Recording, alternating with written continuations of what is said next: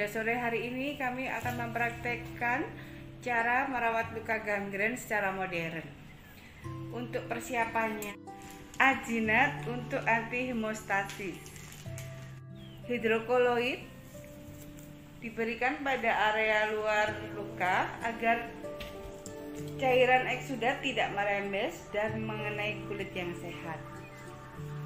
Foam untuk menyerap eksudat luka. Tabung kultur untuk mengambil sampel pus atau eksudat. Jeli untuk melunakkan jaringan yang mati. Kemudian pinset anatomis, gunting steril, cairan NaCl, plester, handscoon steril, dressing set, handscoon non steril. Persiapan pasien, memberitahu maksud dan tujuan prosedur yang akan dilakukan pada pasien. Selamat sore Bapak Meti, saya Suster Tri, saya akan rawat luka kaki Bapak ya. Permisi ya Pak, saya buka dulu. Kemudian mengatur posisi pasien. Saya buka selimutnya ya Pak. Persiapan lingkungan dengan menutup korden di sekitar tempat tidur.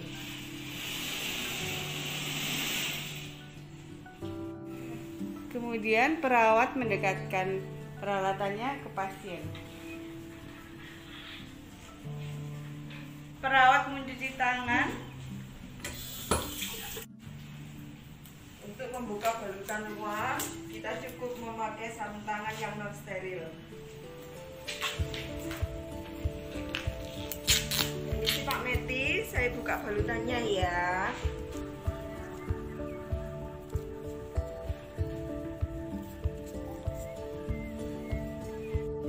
Kemudian kita siapkan dressing set.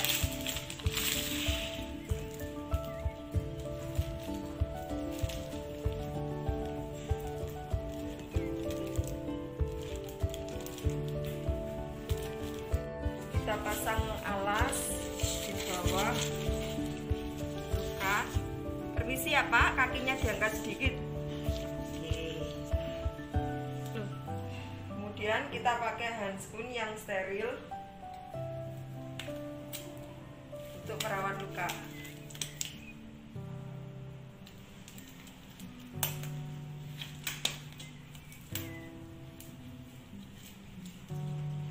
Untuk membersihkan luka, kita bersihkan dengan cairan NaCl.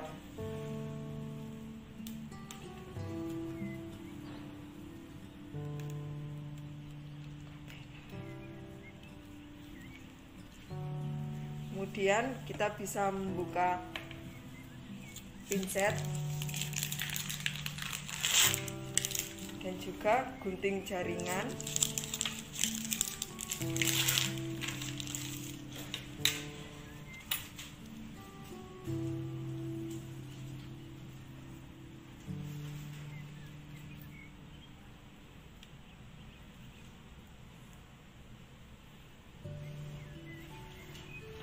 Saya bersihkan lukanya ya Pak. Kita bersihkan luka dari dalam ke arah keluar.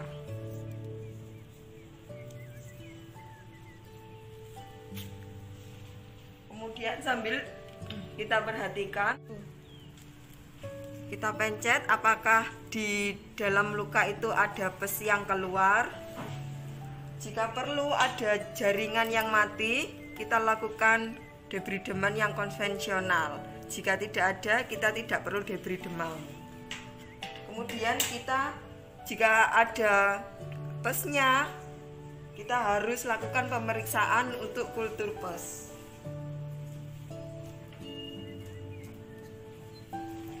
Setelah selesai dilakukan pembersihan luka, kita keringkan luka. Kemudian kita swab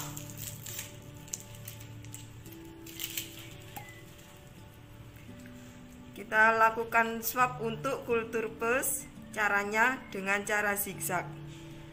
Jika ada rongga, kita masukkan cotton budnya, kemudian dengan arah zigzag.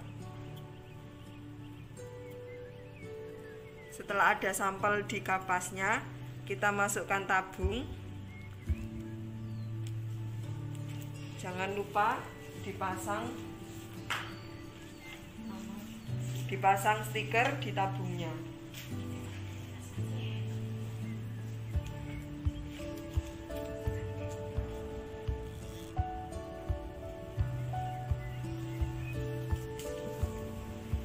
Setelah selesai kita ambil sampel untuk kultur pus, kita pasang hidrokoloid.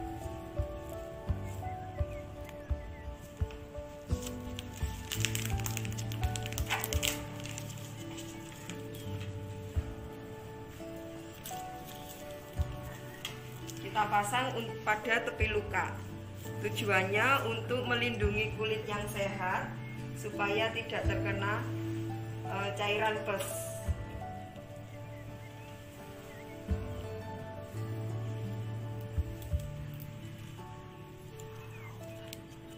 Caranya dipasang mepet dengan luka yang terluar.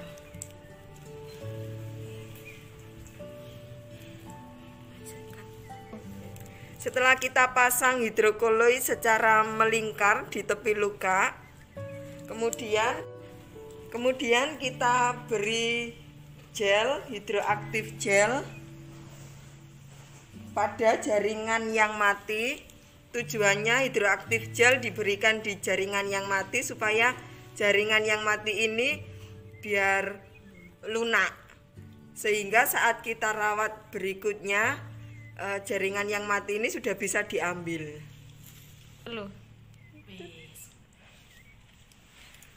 Gel kita ratakan di bagian jaringan yang mati.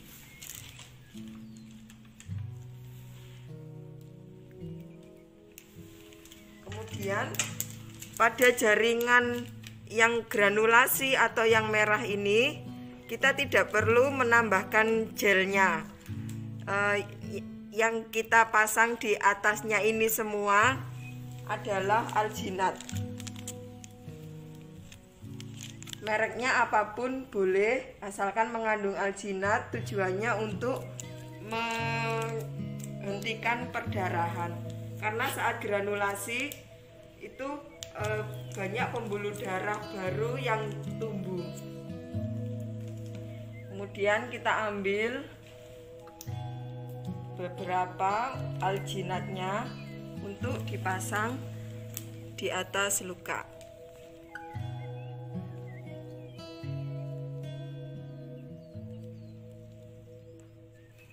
Macam-macam bentuk alginat, ada yang seperti rambut nenek atau ada yang berbentuk lembaran, tergantung dari mereknya. Setelah kita beri alginat, kita pasang foam. Fungsi foam ini untuk menyerap eksudat yang banyak keluar dari luka.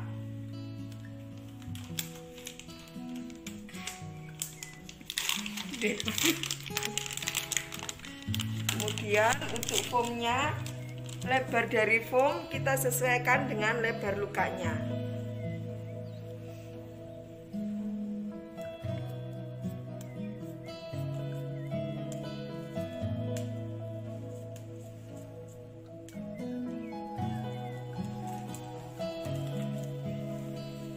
Kita pasang foam di atas luka.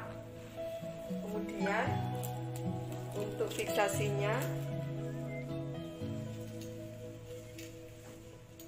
fiksasinya bisa kita plester di semua tepi. Tujuannya supaya air yang dari lukanya tidak merembes keluar.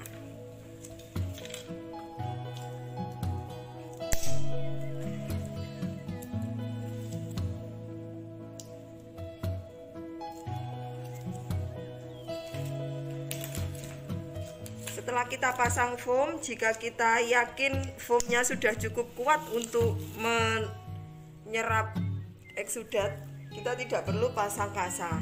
Tapi jika kita tidak terlalu yakin dengan foamnya, jika kita khawatir banyak cairan yang akan keluar dari luka, maka bisa ditambahkan kasa.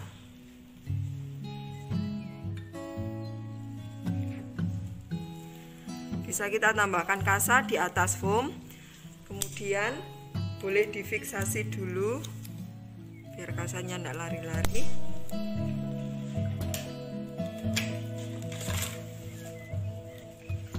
Kemudian kita tutup dengan plester transparan.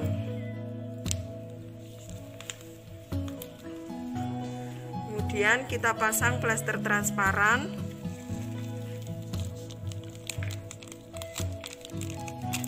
bagian luar kasa.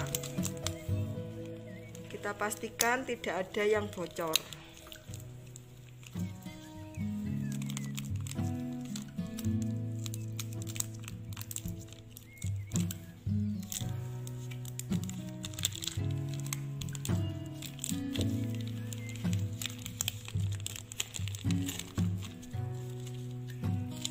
Perawatan luka sudah selesai.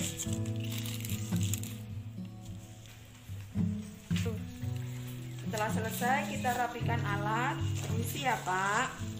Pak Meti, ini sudah selesai untuk perawatan lukanya. Jadi untuk perawatan luka yang modern ini kita tidak perlu setiap hari ganti dressing, atau tidak perlu setiap hari harus rawat luka. Bisa 3-5 hari sekali, tergantung dari tingkat kebasahan yang terlihat pada kasa luarnya saja. Terima kasih Pak, selamat sore. Setelah selesai melakukan tindakan dan merapikan alat, perawat cuci tangan dulu. Setelah melakukan tindakan perawatan luka, jangan lupa untuk mendokumentasikan di lembar pengkajian luka. Disebutkan pertama nama pasien dan nomor identitasnya, kemudian disebutkan juga warna dasar lukanya apa, kemudian bagaimana keadaan lukanya supaya kita bisa melaporkan ke dokter tentang keadaan luka dan untuk terapi selanjutnya. Terima kasih.